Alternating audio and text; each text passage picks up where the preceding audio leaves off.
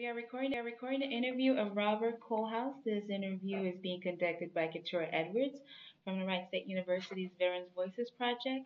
This interview is being recorded at Wright State University at the Liberal Arts Building. It is 3:44 p.m. on September 7, 2017. Where and when were you born? Linton, Indiana, August 24th, 1950. And who were your parents and what were their occupations? Frank E. and Joanne Kolhouse. Her maiden name was Sherman. Frank was a supervisor of a power plant. Joanne was a telephone operator until she was married and then a housewife mother. Okay. Do you have any siblings? Yes. Frank O., John R., and J. Stephen Kolhouse. Did they serve in the military? No. What were you doing before you entered the service? I had flunked out of college and practically flunked out of high school with a draft number of 36. I went to Washington, D.C., worked for the FBI, and went to a local college to keep out of the draft. And at some point, I just said it was too difficult for me, so I'm just going to go in the service. Okay, and what branch of the service did you join? Well, I joined the U.S. Air Force. Mm-hmm. And why did you decide that? Well, I didn't decide to join the Air Force. I decided to join the Marine Corps. My dad was a Marine, 45 to 49, and I had taken the physical at Baltimore and all that sort of thing and signed all the papers with the exception of taking the oath. And I called home that evening to tell my parents that I was about to join the Marines. And my dad practically exploded, and after a 1-hour phone call, told me, if you join the Marines, don't come home. At that point, I changed and joined the Air Force. Okay, what happened when you departed for training camp and during your early days in training? Nothing else. The basic training was pretty standard, only 6 weeks long, fairly easy.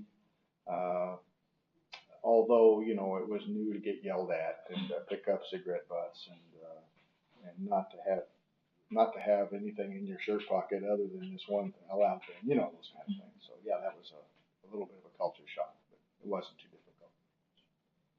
Do you recall any of your instructors? No. Did you receive any specialized training?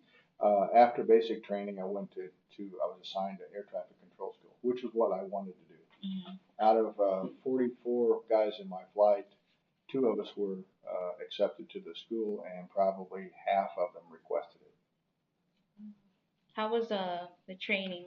The training at tech school at Keesler Air Force Base lasted about 5.5 months, and we studied very hard, which was alien to me because I'd just come from no studying, and but it was very efficient. I remember thinking, you know, this whole training class of this topic will only be 3 days, and how could we possibly learn all this stuff in 3 days? And we did, over and over, you know, different topics, sometimes nothing to do with airplanes, just navigating, weather, things like that, you know, all alien to a young 19-year-old kid and all of his classmates, yet nobody failed the class.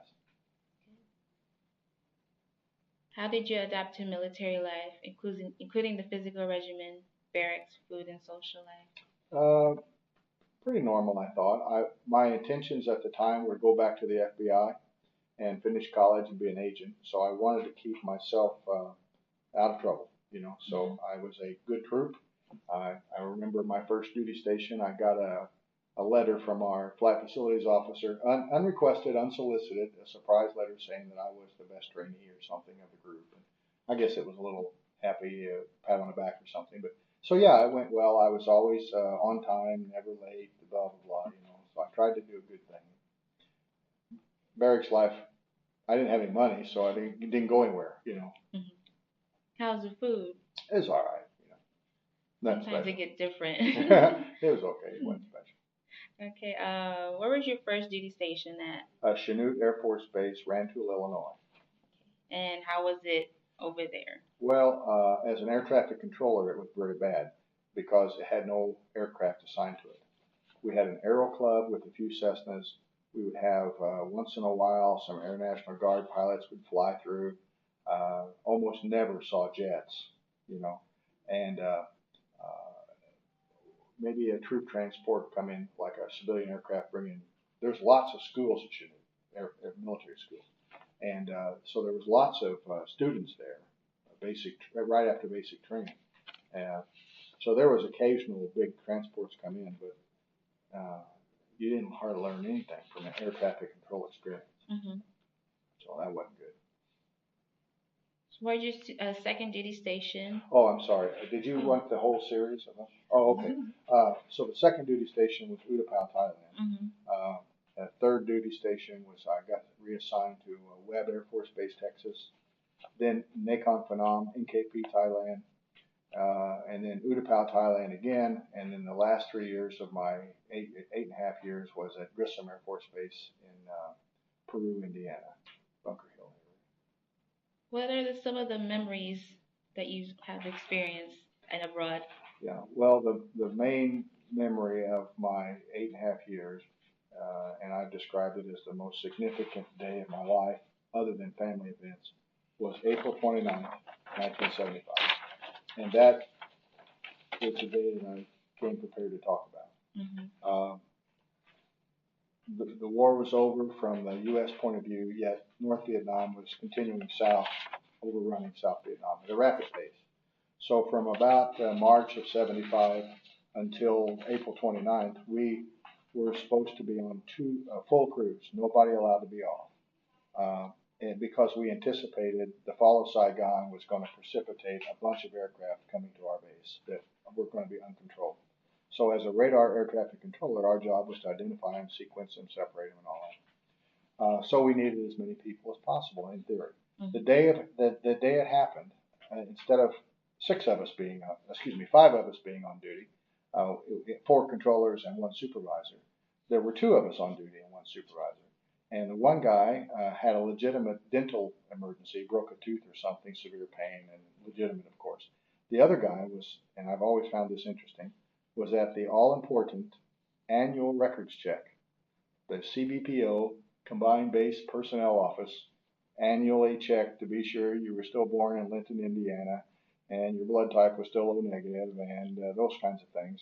And it took, a couple hours, or maybe an hour, I may exaggerate, but it was not postponable because we got to be on full cruise. Mm-hmm. So there, instead of having 4 controllers and a supervisor, there were 2, me and Bruce. And that morning, about 7:30, you started hearing the aircraft checking in, the way fighters check in, that shows they're all on the same frequency.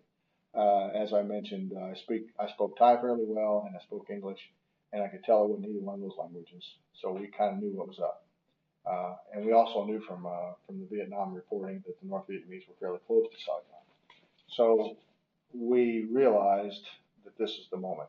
And I have this visual memory, imagination memory of looking over the horizon in a Western movie, and you see dust coming up. You can't see the horses yet, but you see the dust. Mm-hmm. That's the picture I got at that moment. And again, goosebumps, So within a few seconds or minutes, they called up, and they said, Utapao approach, Eagle flight. Well, Bruce was working the long-range radar, and I was just supporting him at that time. We didn't have much, just normal inbounds and outbounds, not much traffic. And so I was, Bruce said, he responded, Eagle approach, or Eagle flight, this is Utapao approach. And he said, Roger, flight of F-5 is approximately 200 miles east for landing. Well, now we know for sure, right? Mm-hmm. This is it. Bruce told him to report 60 miles east for radar identification, gave him the information of the runway, the standard stuff that you give him inbound aircraft, and then asked how many are in the flight. And the guy says approximately 60. So we went, holy smoke, 60 fighters all together. So our plan was to break them up into flights of 4, and then give them a heading, and then the next group would get about a 5 or 10 degree different heading, and the next group 5 or 10, and after 50 miles of flying, they would be separated by a good distance, and we would turn them on to final and separate them in that manner. So that was the big plan, Now, 60 miles, or about 140 miles later, they call, and during that time, our supervisor is alerting everybody, hey, it's on, the fighters are inbound, and Saigon's probably calling, doing all the things he's supposed to do. and Bruce and I are getting mentally strapped in for what's coming, you know. And instead of helping Bruce, I man the what you call the final sequencing scope. They're both 12 or 13, 14-inch diameter scopes with primary radar and some fundamental secondary radars, nothing like we have today. And Bruce was going to identify them and get them heading our way, and then hand them off to me, and I was going to sequence them and make sure their separation was correct. And I also held out normal arrival aircraft like U.S.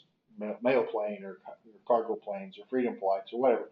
I held everything up to the northwest, and that wasn't difficult. Just hold up there, and I'm busy, you know. Mm-hmm. And sometimes they'd hold for a while, and then they'd go to Bangkok and couldn't hold any longer, you know. So they weren't getting in because it was too busy. So that during that first fighter group, they were followed by A-37s shortly thereafter. I do remember this one incident, a few incidents, but one of the very first F-5s that I identified, he came up on my frequency. Bruce had not identified him. He hadn't handed him off, but he had heard the frequency, so he just contacted me. And that happened frequently. Bruce, they weren't always calling Bruce first. They heard the frequency, so they just went to that. So not only was I taking him from Bruce, but I was identifying myself and dealing with that. He was south of the airport. The runway was, the sequence was to bring him in from the north and land towards the south. He was way south, and I gave him a heading to take him up to the north and sequence him with the rest. And he said he's about out of fuel. He don't think he can do that. And I coordinated with the control tower an opposite direction landing because he was about first. If he didn't have to go up there, he would be first. Mm-hmm. These are all dynamic situations, you know. They're all doing 300-400 knots, and you don't have a whole lot of time to think about it. So I asked the tower, the wind was light. I said, can he land opposite direction? He said, affirmative. So I said, okay. So I was heading to the north, and the other guys are going to come from the north to the south to the same piece of asphalt, you know. And but it was about a 200 foot wide runway. I believe it was 200 foot with 50 foot of overrun on either asphalt shoulders on each side. So technically it's 300 feet wide. And it was 11,500 feet long with 1,000 feet of asphalt on each end of that for overrun. Big chunk of land. And so I coordinated this 3-6 approach to runway 36 with the tower and shipped him over to the tower. And other airplanes must have heard 3-6. Okay, because that went off without a hitch. He landed like I expected, turned off way before the other planes were inbound, and it worked out well.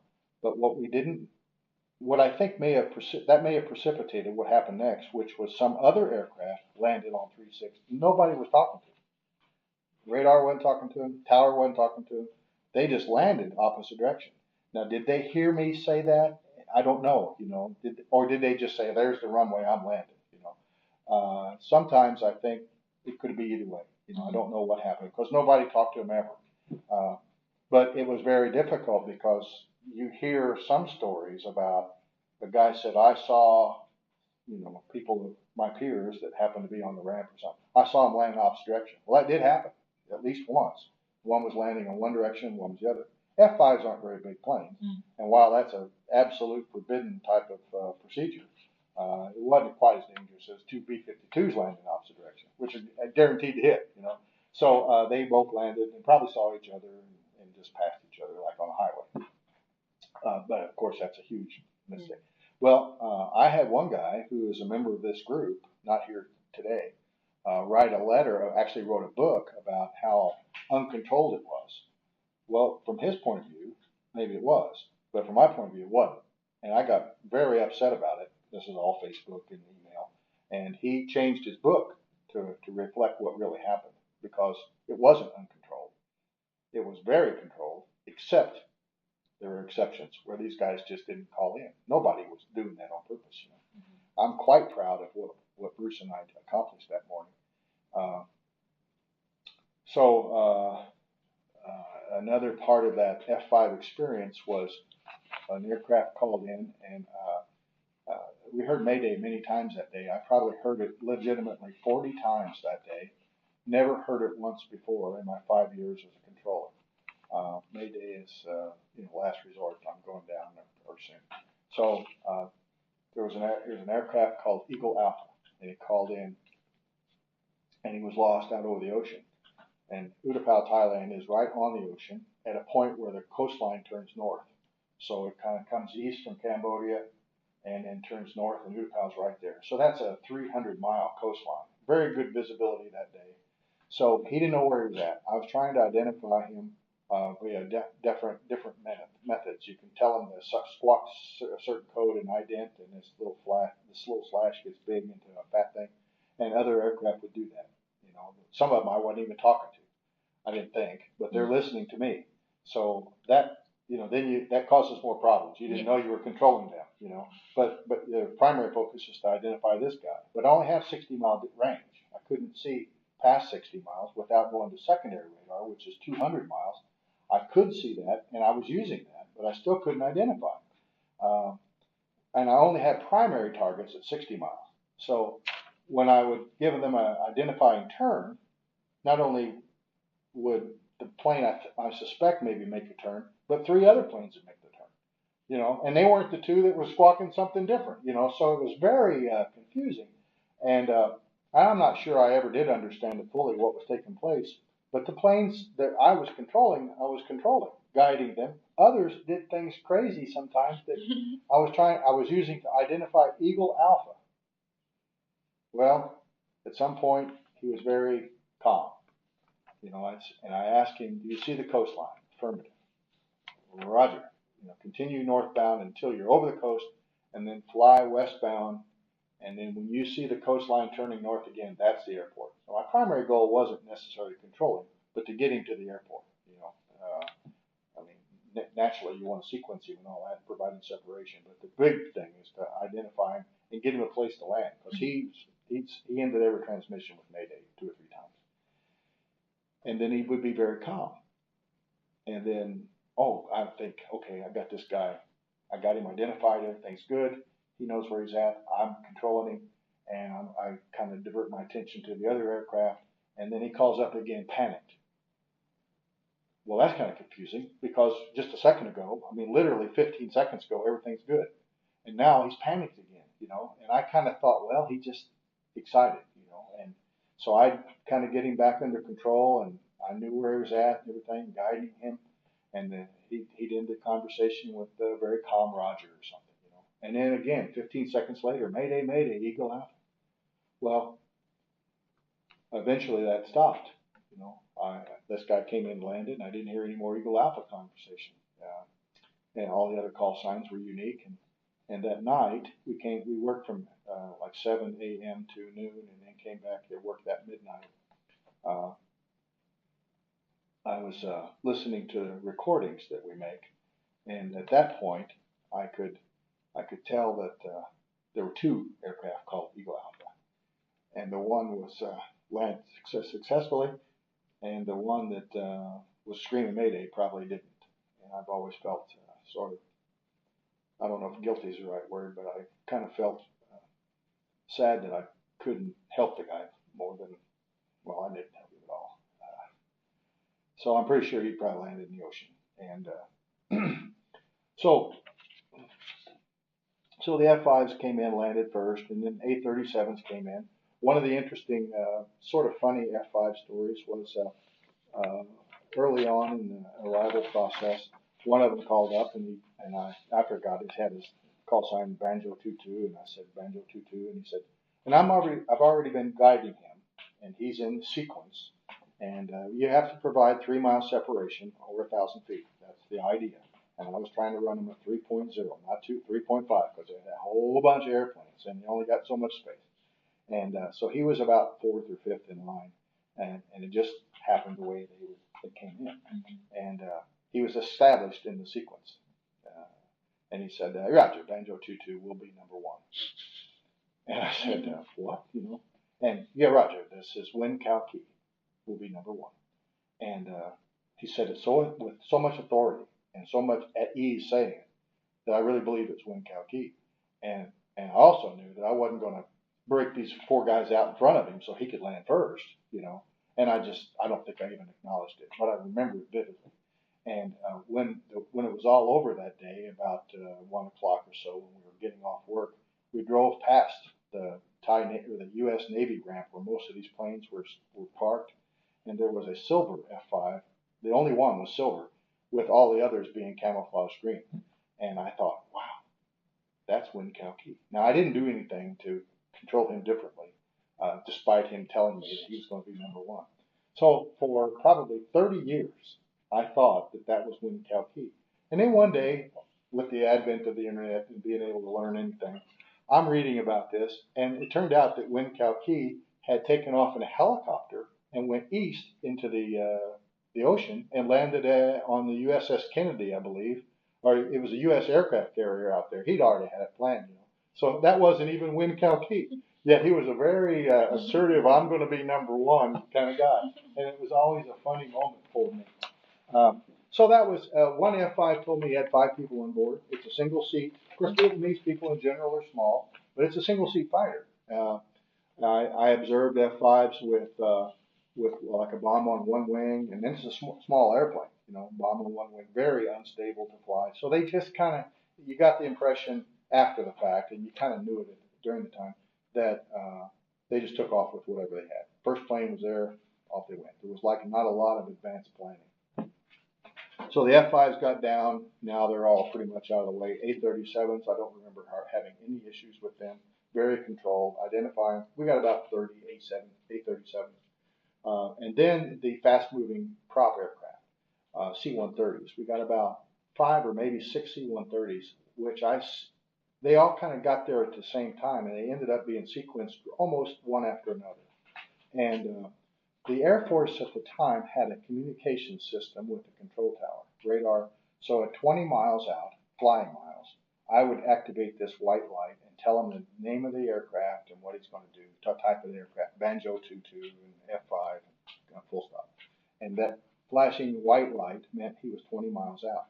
The tower would acknowledge that by pushing their flashing white light, which made the white light stay white, no more flashing. And then at 10 miles, I'd hit the yellow light, and that told the tower he's 10 miles out, and they would acknowledge by hitting their yellow light, and it would stop flashing. So we each knew. At 6 miles, they would clear him to land if he was doing a radar approach, but we weren't doing radar approaches because we had nobody to do that. There was only 3 of us. Typically, we'd run them right in.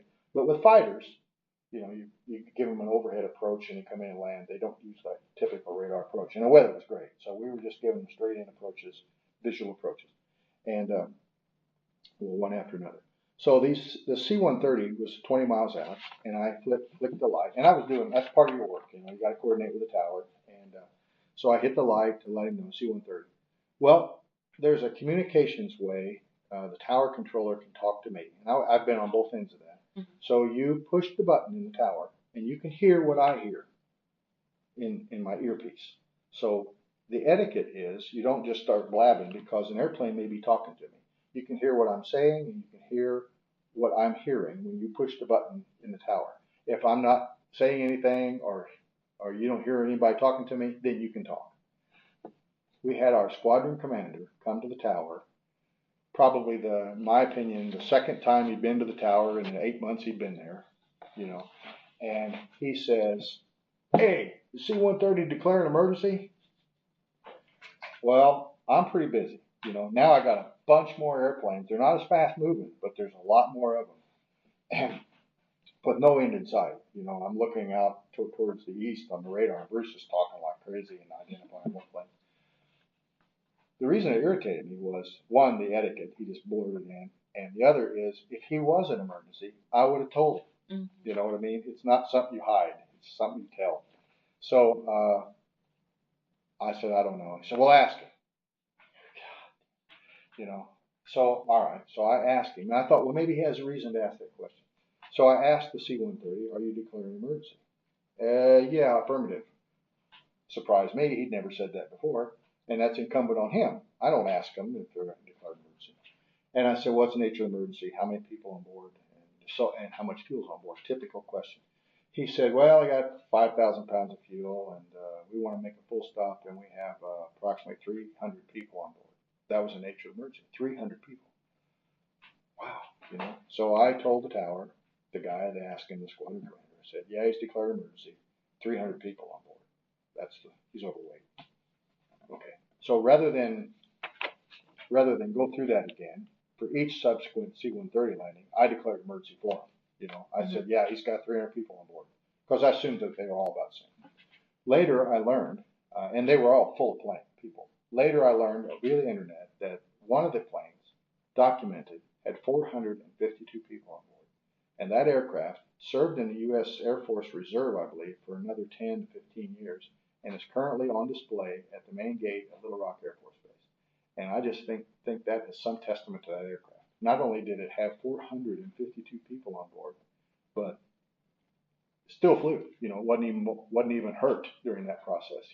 What's the recommended people on Oh well, there's weight limits. Uh-huh. So it might be. I don't even know what that is. So there'd be a weight limit of maybe 30,000 pounds or something. That's all you can carry. And that can be a tank, or it can be people, or fuel bladder, or whatever. And he had way over. He was way over without people. All of them at 300 pounds, even 300 people was way over. So I declared emergency for all of them. And it was just a memory and I'm kind of surprised that 452 people are on that plane. So other memories.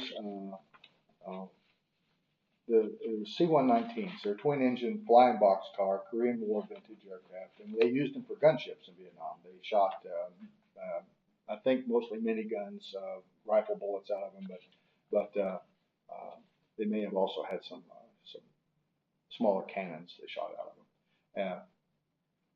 And one of them was inbound, and you're in the middle of all this very tense moment, concentration like I'd never done before, sequencing and reacting to Mayday calls and guys saying they got 10 minutes of fuel on board. And now you got to change your sequence, right? This guy's going to get vectored to a 1 mile final, and when he gets there, there can't be anybody in the way. You got to.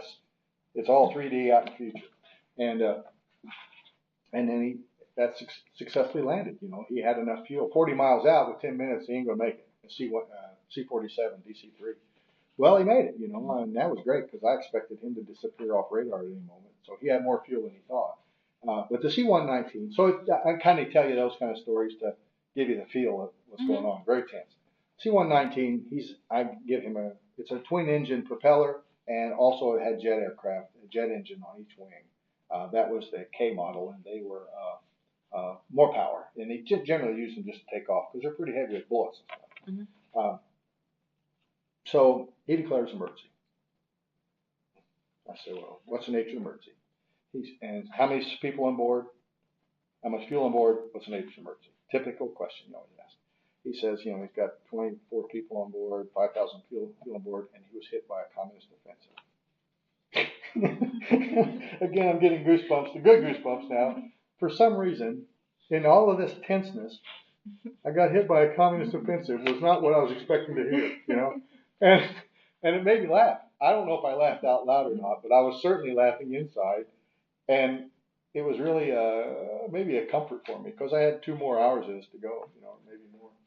And so I said, well, I mean, what's wrong with the airplane? I remember transmitting, what's wrong with the aircraft to make you declare emergency? He said, oh, hit by a rocket hit near the right wingtip when I was taking off and bent the wingtip, And I said, oh, okay, so now I've got the detail. And you kind of have to make an assessment of, and you're not really able sometimes to assess. But normally you don't handle more than one emergency at a time. And in this case you got 4 of them, or something. Everybody's overweight. I had an A1E Skyraider, big single engine propeller driven aircraft. And an E model had an opening below the cockpit down in the fuselage where usually they have fuel and stuff. This is where a radar operator sat. So it's a kind of a hollow spot. He said he had 16 people. 16 people. This is a single piloted aircraft, but he's got that little fat spot, that little opening down there, 16 people. Like, dang, So they can't hardly fly because of all the weight on board. Well, anyway, so I make this assessment of how bad a wingtip, wingtip's been. He's flown this far. He's probably not a huge emergency. So I just kind of kept him in the normal flow of things and didn't divert. Instead of giving him this to the airport and then have to do something with all these, I kind of kept him in the sequence like this. So he may have flown an extra 10 or 15 flying miles, which is kind of scary for you because if he's an emergency and he's having difficulty controlling it, it makes sense that you don't want to fly any further than you have to. Mm-hmm. So you're making a decision based on not very much information. But, you know, so again, he landed, and I just remember it. And then one guy said he couldn't get his gear down, so I'm coordinating with the tower. He said he was going to try to bounce the aircraft on the one landing gear that was down, jar it loose, you know. And I remember turning him over to the tower frequency, thinking that that might be the end of him, you know, because he may have hit and spun around. And I was also thinking he may clog up the runway if he spins out on the runway because of one gear or something. Turned out it worked, you know. The tower never said the runway's closed, and it worked. He bounced on it, the other gear down, and it was like a C-47 or something. So, so that was an interesting morning, and about noontime it kind of ended. About the time that the follow-on crew came, there were still some airplanes coming. In fact, that midnight we got one more about 1 a.m. and it was from some smaller airport. It wasn't Saigon, you know, some smaller. He got in an airplane, took off, and we guided him in at like 1 a.m. So the total tally was around about 140 aircraft that we worked probably in that 4 hours, and the Air Force gave us the three of us, and probably people in the tower too. I don't know for sure. A commendation medal for that, and for that action. And while the commendation medal is good, the fact that I was involved in that it's a very significant day for me emotionally sometimes, but it's also a day I was very proud of. And sometimes, you know, when you do something well, you kind of, and I don't mean this to sound like I'm Superman or something, but you kind of wonder if it had been Joe, would that have been done as well, you know? And I've always thought, no, it wouldn't have been. I felt like I was somehow positioned in that spot to do that, and I pulled it off, you know. And other than Eagle Alpha, I don't know that I could have done any different, you know.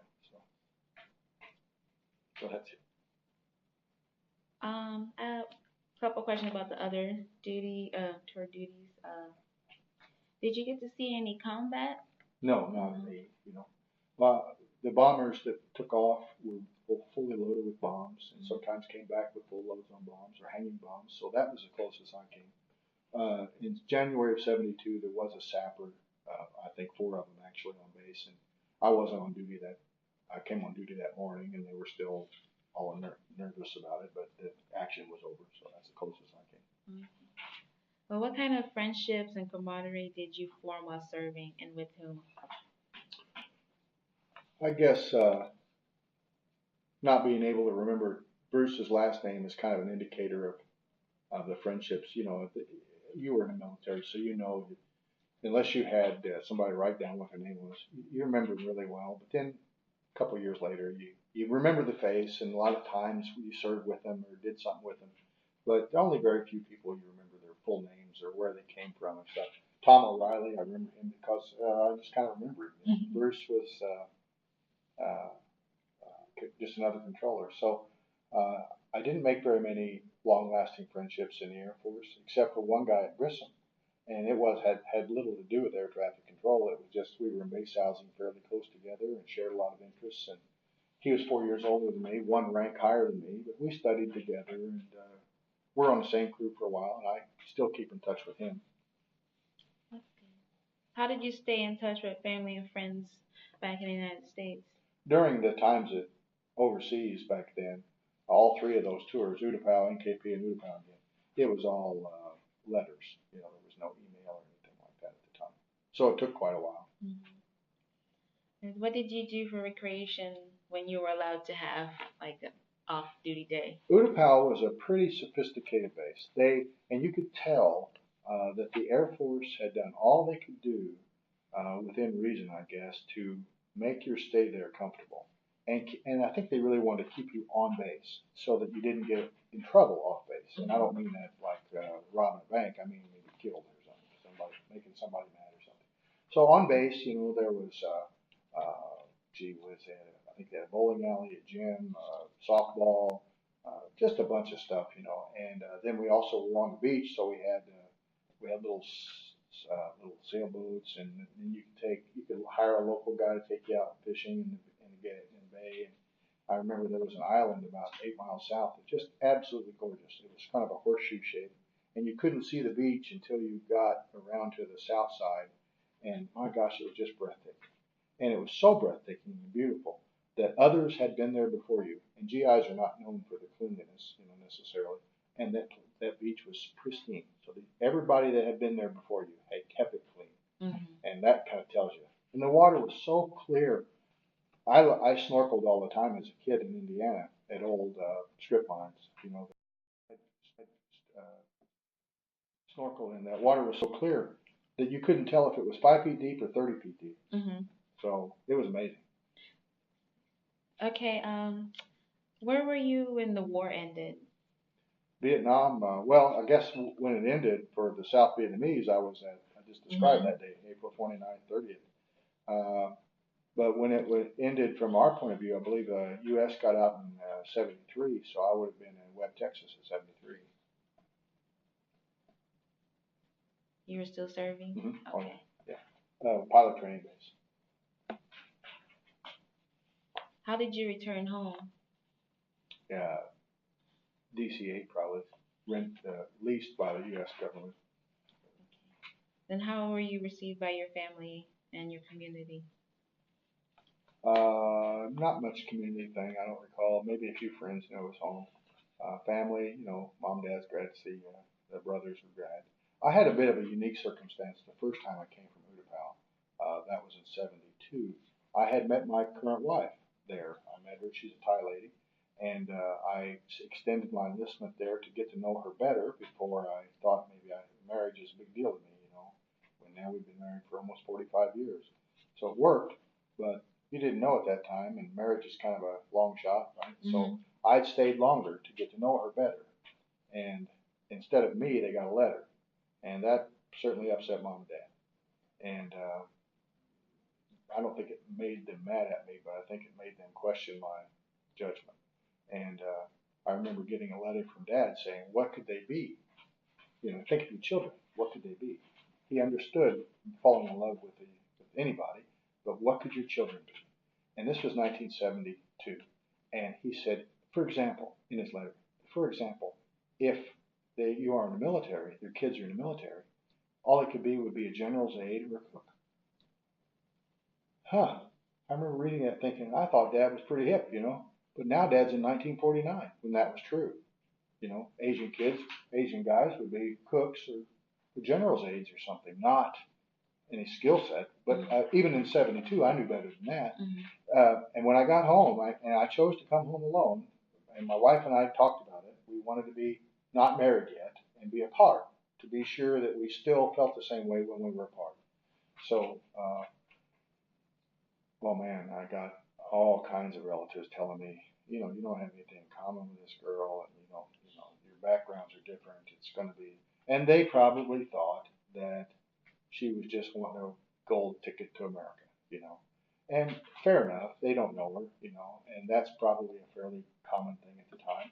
So it never offended me that that's what people thought or worried about, but it also kind of disappointed me that they didn't trust my judgment any better, So anyway, that's the way I got home the first time.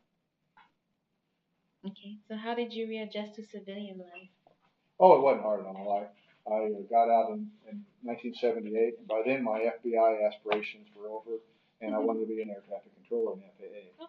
So I was at Grissom Air Force Base, northern Indiana, and probably 6 months before I got out, I took the civil service exam to be an air traffic controller, civil service kind of standard test, and I'd even signed up to take it again because you can continue improving your score. But the first time I took it, I got 100, and out of 100, and then you add 5 points veterans points, so you had 105 out of 100. So I went ahead and got out, never took the test second time, and then it took me 4 months to get hired. It was very competitive back then.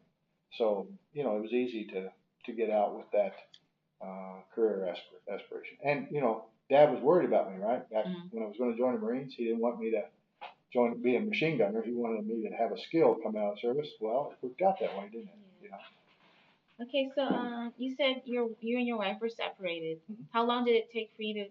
Did she come here to the United Yeah, States? and we got married. It was like late October when I came home, and I had asked for and received a 90-day extension in July to stay longer. And during that 90 days, I asked for a 6-month extension. 6 weeks or halfway through the 90-day extension, I was disapproved of the 6 month. So that meant I had 6 weeks to go. And I'd only known her for maybe 4 or 5 months at that point. So what we did, we decided we would be apart, but we wanted to take care of everything for her to come to the States if we both felt the same way. Communications are difficult, you know, letters, and that's at least 5 days. So no phones, you know, very difficult. So the plan was to get her visa, and there's a K-1 visa that's been around since maybe for sure World War II, maybe World War I, and it's specifically for GIs to bring back local girls to marry in America. And that's what visa we applied for, and they still exist. Much more difficult to get now. And we bought the airplane ticket, we bought the visa, we got the visa, including all of the Thai requirements for background checks and all that. And that was all taken care of. So December 16th, if we both felt the same way, she was going to land at O'Hare in Chicago, and that's what happened. So. Have you remained in contact with any of your fellow veterans or reunited with any of them? Well, that's what I'm doing today. Now, none of these are air traffic controllers, but they're all stationed at Utapao, and it's fun to meet them. In fact, a guy from California spent the last 2 nights at my house. You know, he came to my house first, and I would have never known him before. So, yes, this has been very good. You share a common background, and some of the guys, you know, are a little bit over the top, and some of them are too quiet, but we all get together, and nobody badmouths anybody. Okay, how did your wartime experience affected your life? Well, losing Eagle Alpha probably affected me. It made me. I went on to be an air traffic controller in FAA until the 1981 air traffic controller strike when I got fired. But we all got fired during that strike. Prior to that strike, that is, I had never forgotten that, you know, and so it made me. And I'm sure it's even in. I went back and got an engineering degree and made me question things and make sure that when you tell me something, I heard it right, you know, or I understood it. So that one incident where there were 2 aircraft calling themselves the same, and I didn't recognize it until after the fact, I think made me a more productive person, and I didn't make those kind of mistakes ever again, you know. So, and you know, controllers are the air traffic control experience made it easier for me to be an engineer later too, because the the pressure and things like that. While I never doted on that as a controller, I know that you could do a lot of things at one time, and you had some visibility as to what would happen if you made a mistake. As an engineer for a diesel engine company, you know, you always tried your best, but the worst thing would happen would be high warranty bill if this part that you designed broke. You know, that's not the same. So it made it easier for me to live in that environment, I think, because I didn't brush it off, but it wasn't like, oh my gosh, you know, the crankshaft's breaking. Oh, okay. So I think that helped me. I only have a couple of questions left. How has your military service impacted your feelings about war and the military in general? Not ever seeing combat, it's difficult to see that point of view. I had a friend, I still have him, just saw him a couple of weeks ago. He was a Marine at Quezon, probably the most, maybe the most known battle of Vietnam. 77 days surrounded by the North Vietnamese. 77 days surrounded. You know, 15 to 20,000 North Vietnamese regular soldiers surrounding 5,000 Marines on a hilltop. He has a different view of combat than I do. So I don't know how to answer it other than it hurts me to see a wounded veteran, regardless of the circumstances. I hate to see that. And the injuries today that are survivable are much more traumatic than World War II and much more traumatic than Vietnam. It's getting better. So, you see people with no arms, no legs surviving, and I question whether they even want to survive. Of course, during the early stages of the recovery, they don't have any opinion in it, right? Everybody's trying to get them to live. Those injuries would kill you, for sure in World War II, World War I, and probably Vietnam. So I hate to see those traumatic injuries. That hurts me more than hearing about some young man being killed, which is bad, Mm-hmm. But I don't have any children in the military, so I've never experienced that side either. So I don't know if I have a real good answer for you, but that's kind of, I hate to see those traumatic injuries. What message would you like to leave for future generations who will view or hear this interview? Well, the young men and women that serve in the military now uh, are no different than us, back in the day. Y'all have aspirations and thoughts, and you feel you're invulnerable and all that. But of course, you're afraid sometimes, and maybe often. Uh, my thought is, if the government feels like you have to shed American blood to protect ourselves, not not necessarily make sure that some country is democratic. Mm-hmm. I don't know if it's worth that. The thing that comes to mind right now is terrorists, of course, as well as Kim Jong Un in North Korea. Guy's nuts. And if you think about, okay, we're going to fight the terrorists there as opposed to here, which is what I agree to do. Don't hinder them like LBJ and Nixon did during Vietnam. I mean, the bombing missions were so restrictive, they could not attack the airfield that the airplanes were going to come up. They couldn't attack the airfield, but they could attack the planes once they're airborne. But the attacking aircraft are full of bombs and are not maneuverable, so they can't attack the. Now they're on the defensive, so you couldn't bomb these airfields, because Lyndon Johnson said you can't. Do you want to win the war or do you want to not win the war? I don't understand that logic. He was probably balancing this thermonuclear war concern, but if you're going to release the military, let them do their job. Mm-hmm. And today, I think it appears that Trump has allowed that. He's not fettered the military generals, and he said, okay, you guys know what to do. Do what you have to do, or give me the plans, and estimates, and then let them do it. Don't. I mean, Johnson had full-scale models in his office saying, okay, let's go up this way, and he's deciding something. Never been in the military, from Washington D.C. But how can you do that?